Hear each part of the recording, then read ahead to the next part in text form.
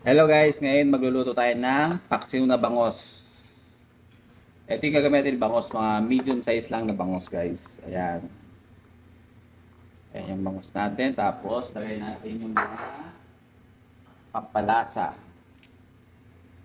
Lagay natin yung mga sibuyas. Ayan yung mga sibuyas natin. Tapos, lagay natin yung luya. Luya natin. Ayan. Tapos, lagay natin yung bawang. Pampasarap yan, bawang. Ayan. At syempre, para may gulay, lagay natin ang ampalaya. Ampalaya. Diba? Maganda sa katawan ng palaya, kaya lagi tayo kumain ng gulay. Pampahaba ng buhay. Ayan. Tabunan na natin yung isda natin ng gulay. At syempre, hindi mawawala yung sili. Yan ang nagpapasarap dyan, sili. O, diba?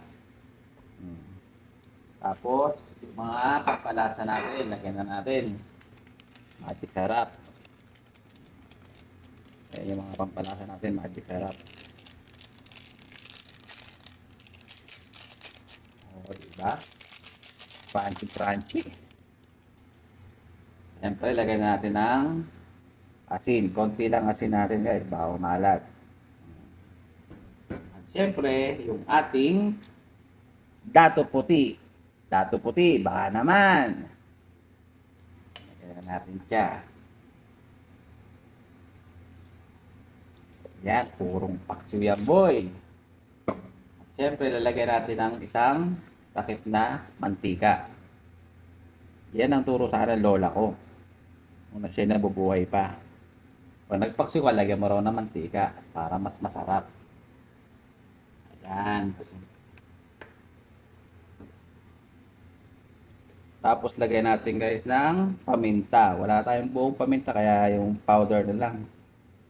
Alam mo naman, masarap yan sa mga paksiw. Tapos lagyan natin ng kalahating baso tubig.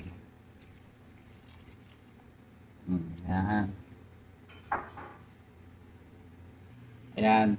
Takpan natin guys. Tapos hindihan natin yung kalan. Hintayin lang natin siya ng ilang minuto para maluto ang ating paksiw na bangos. Okay? Ayun guys, after 100 years, tingnan nyo naman, kumukulo na. At pwede na tayong kumain. Wow, yummy! Ayan guys, kain na tayo ng lunch. Ayan po yung ating mga food. O, diba? Ayan ang ating pinaksiw na bangos.